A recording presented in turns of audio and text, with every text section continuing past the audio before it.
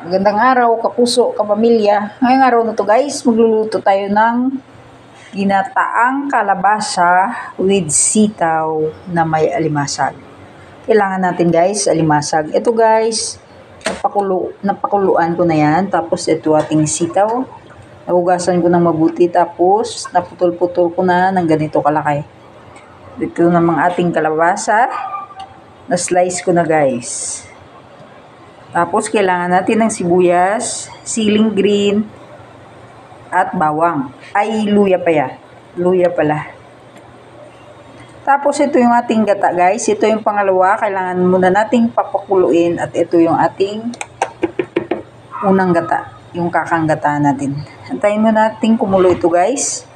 At pwede nating ihalo itong ating luya. Yan.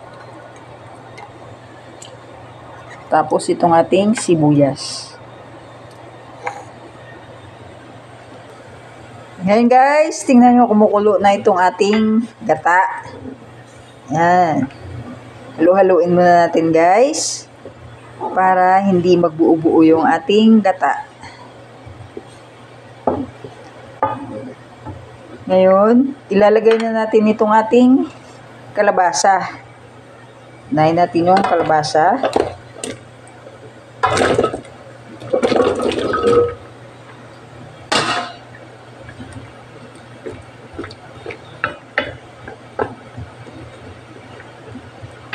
Ayan.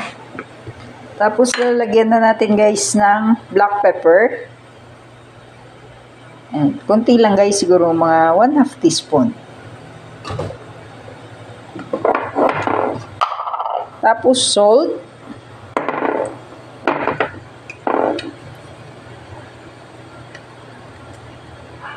One teaspoon.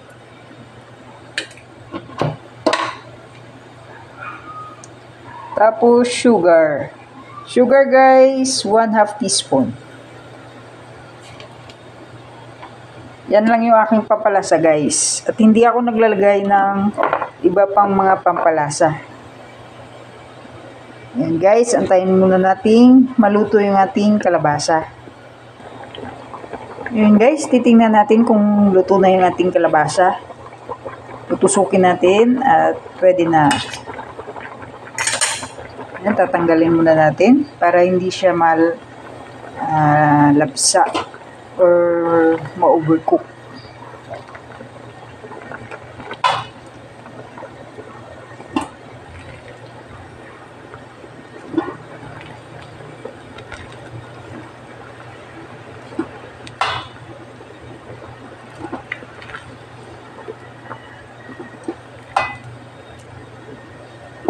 Pero guys, paano kayo magluto ng ganitong gulay guys? Paki-comment naman guys. Akin ganito lang yung style ko.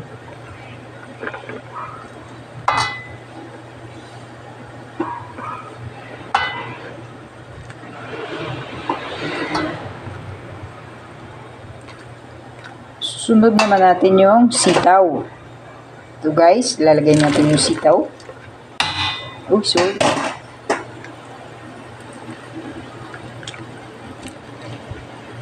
At palalambutin din muna natin yung sitaw.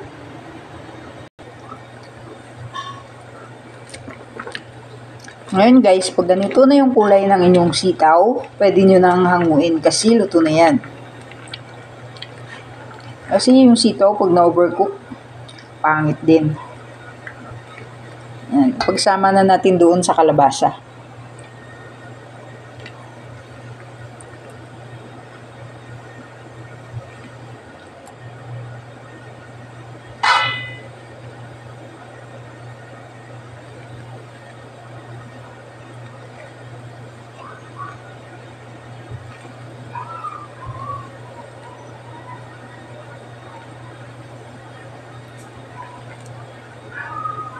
Next naman natin ilagay guys, itong ating alimasag.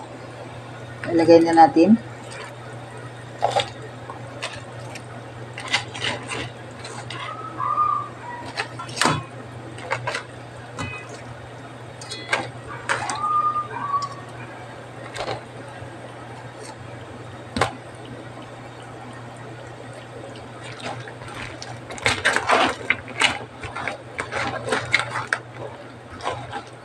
At hahayaan muna natin guys kumulo ng kumulo para malasa yung ating sauce.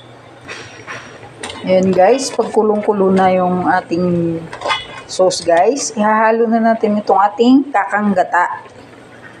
Ayan.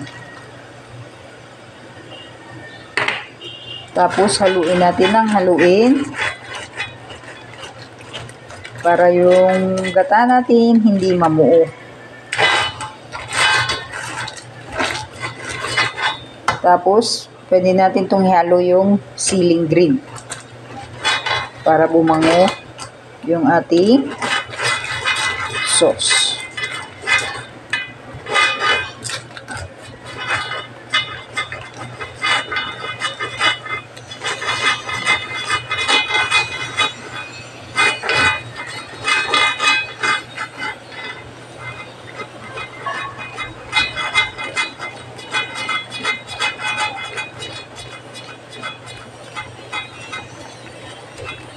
Hintayin muna natin lumapot yung sauce natin guys.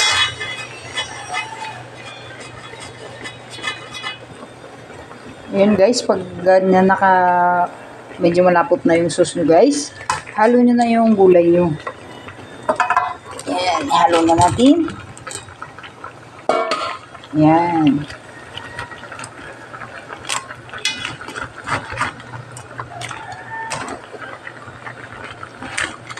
Tapos pala guys, tikman nyo na yung lasa. Kung okay na yung lasa guys, pwede nyo nang i-off. Kasi luto na itong ating ginataang limasag na may kalabasa at sitaw.